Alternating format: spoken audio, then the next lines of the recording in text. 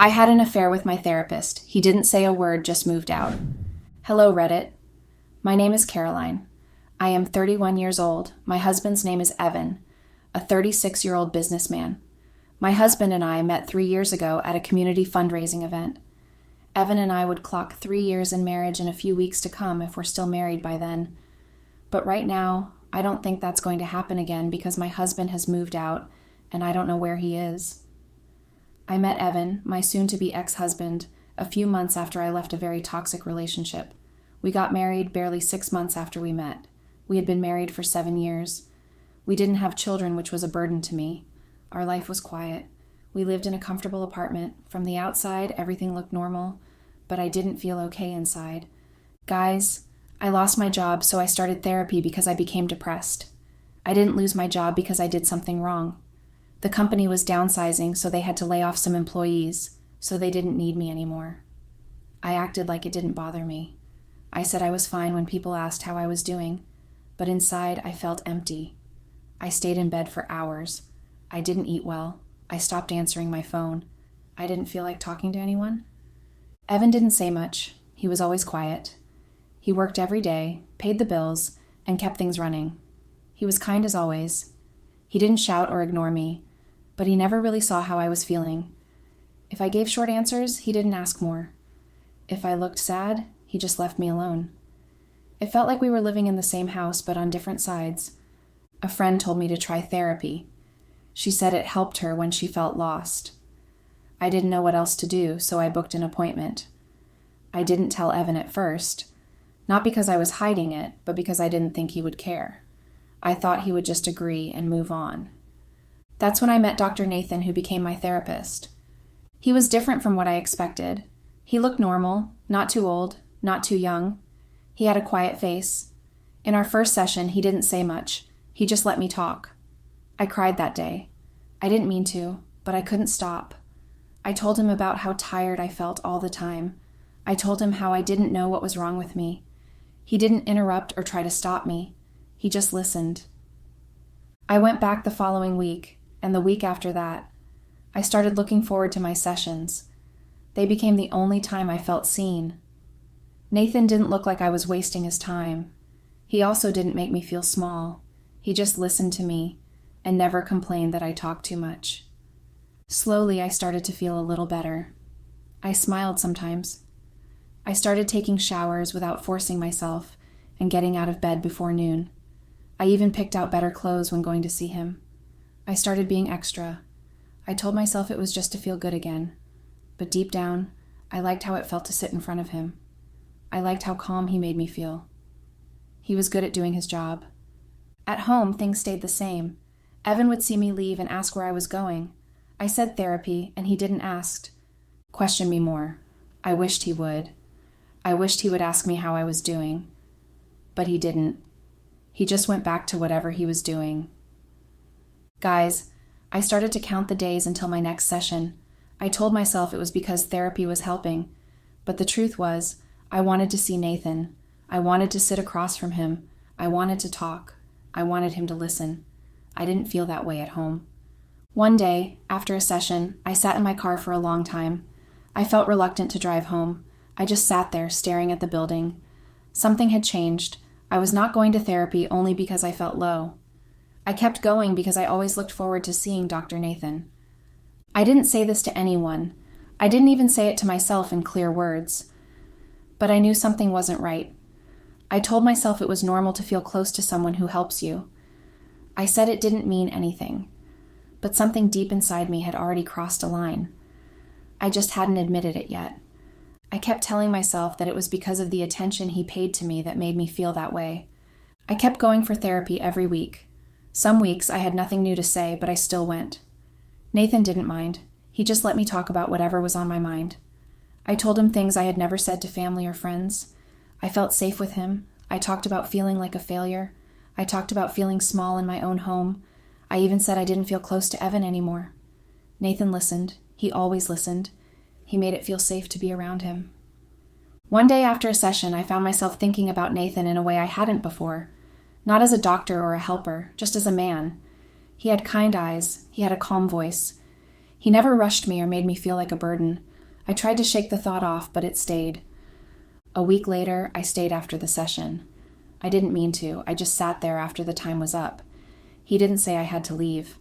I looked at him, and for a few seconds, I forgot where I was.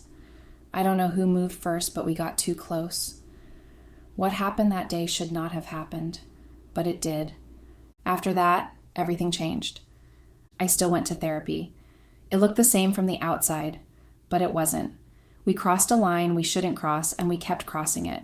We started meeting outside his office, always in quiet places, always careful whenever we were out. It felt like a secret that only we knew. I told myself it was helping me. I said it was part of healing, but I knew it wasn't true. At home, I became a different person. I became happier.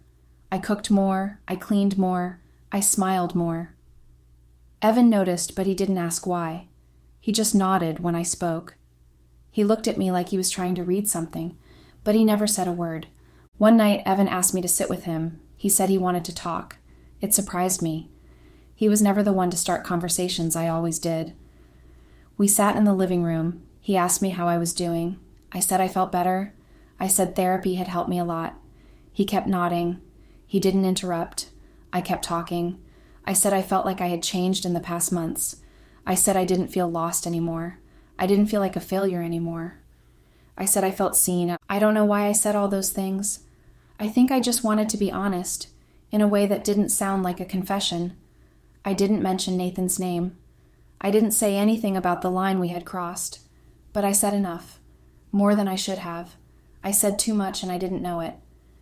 Evan just sat there. He looked at me like he was listening closely. His face didn't change, not once. He didn't ask questions. When I was done talking, he just nodded again and told me to get some rest, which I couldn't. The way he acted that day made me restless. Things weren't as they used to be between us. I noticed the changes, but I didn't ask. Evan didn't ask where I went anymore. He didn't stay up waiting for me. I thought maybe he had given up trying to understand me. I didn't know that he had already understood everything. Nathan, on the other hand, started acting differently too. He was more quiet. He didn't smile as much. He looked tired. I asked him once if everything was okay. He said he had a lot going on. I believed him. We kept getting intimate at every opportunity. It felt really good, I wouldn't lie to you guys. There were days that we met openly. I thought I was keeping everything under control. I thought no one knew what was going on. I was wrong, very wrong. One afternoon, I came home and something felt strange. The house was quiet, like always, but it felt too quiet. I called Evan's name. No answer. I walked from room to room. His shoes were not by the door. His work bag was gone. I opened the bedroom closet. His clothes were still there. I thought he was just busy with work, but I was wrong. There was no note, no message, just space where his things used to be. The house was unusual. I stood in the middle of the room, not knowing what to do. I sat on the bed, waiting for him to return, but he didn't. A few minutes later, my phone buzzed. It was an email. No words in the message, just a file attached. I didn't panic because I wasn't sure of what it was. I opened it. At first, I didn't understand what I was hearing. Then I remembered. It was our conversation from the living room, the one where I thought I was just talking, the one where I said I felt better, that I felt seen, that therapy had changed me. My voice was clear, my words also. But then, hearing them like that, they sounded different. I became confused on why he had to record the whole thing. I sat there confused. My heart was beating fast. My hands were shaking. I didn't know what to think. He had been listening, really listening. He knew everything. And instead of asking questions, instead of fighting, he had pressed record. And now he is gone. Guys, at that moment I didn't know what to do. I wanted to cry, but no tears came. I just sat there holding the phone. Later that evening, another message came, this time from a private email address I didn't know. It had no name, just a copy of a letter and some photographs of me and Nathan in places where we shouldn't be. I was very shocked. I needed no one to tell me at that time that it was my husband that did that. What got me confused was how he was able to take pictures of me and Nathan. Guys, that showed that my husband was monitoring me all along. Yes, it's good to see a therapist, but not the kind of way Nathan and I were. At that moment, I became so ashamed of myself. What gave me the biggest shock of my life was that the letter and the photographs were sent to the state board. It was a complaint, a serious one, about Nathan. In the message, my name was not written, but everything else was clear. Pictures, times, dates, details that only someone close could know. Evan had reported Nathan for crossing boundaries with a patient. Even though the email was private, all the evidence showed that it was Evan. The second file was a forwarded receipt. It was a digital confirmation showing that he had sent the audio file and a written report to the state board that licensed therapists. He had filed a formal complaint. I read the details twice before I understood everything clearly. I was very surprised. He hadn't just left me.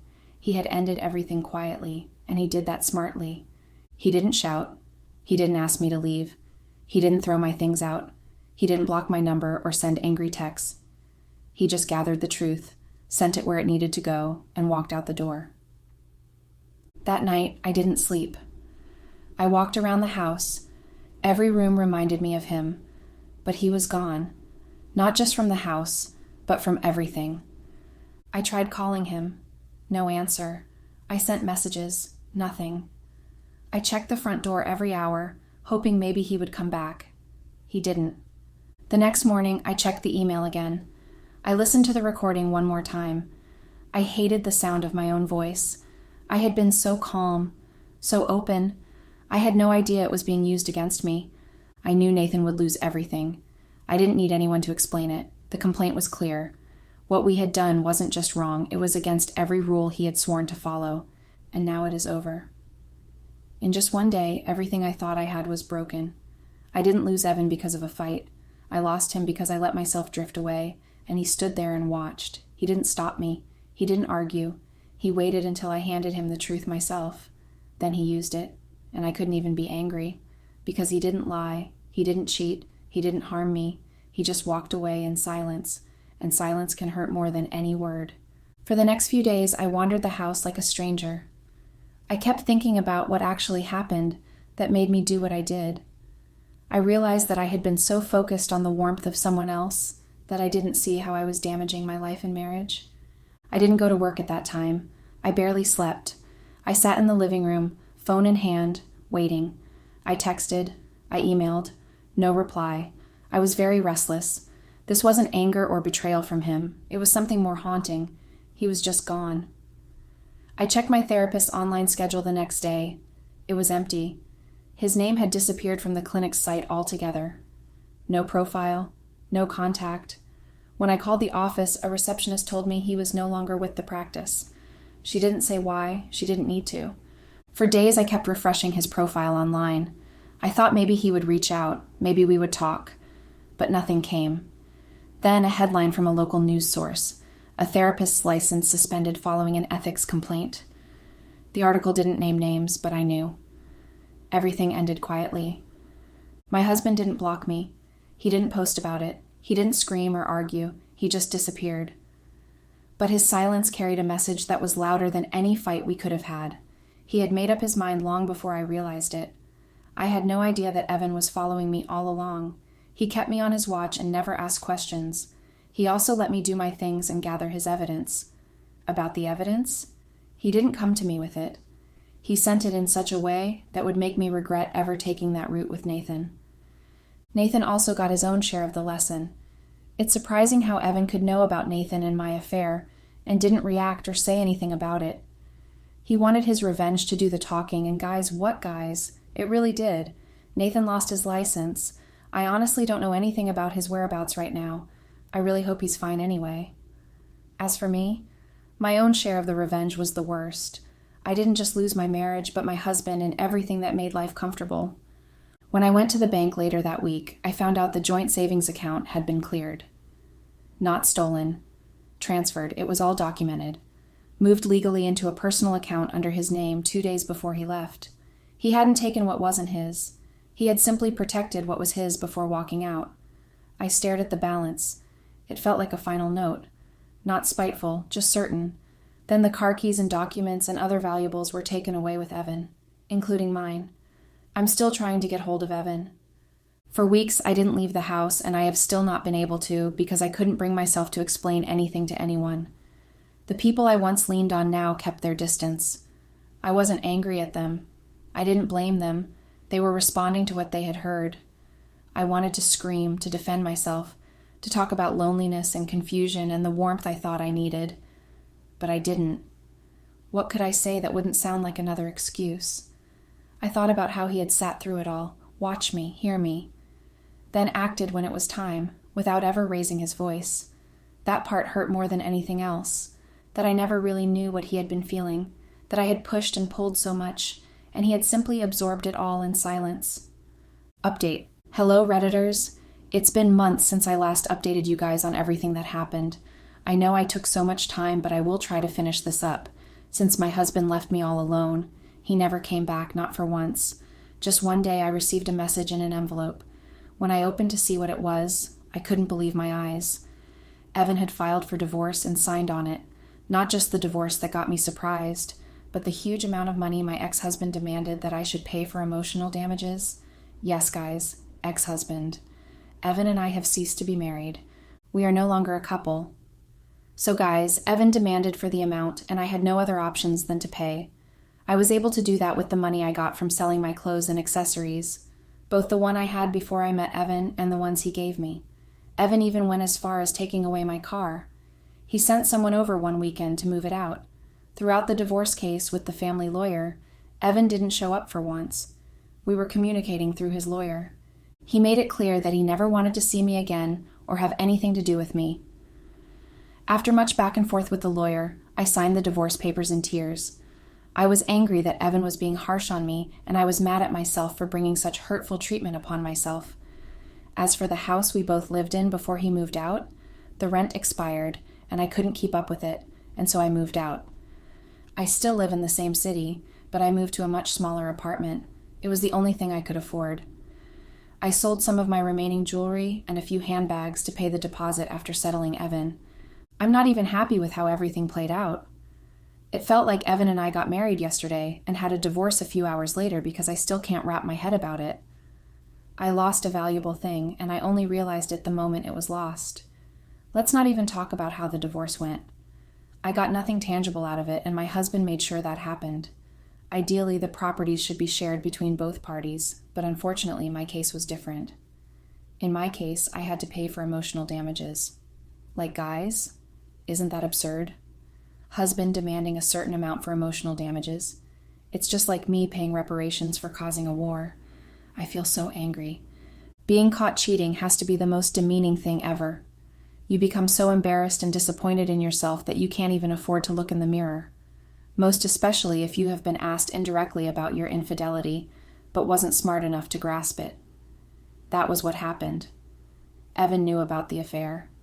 He asked all of those questions, not because he was interested in the conversation. He was trying to study my body language, and he got me.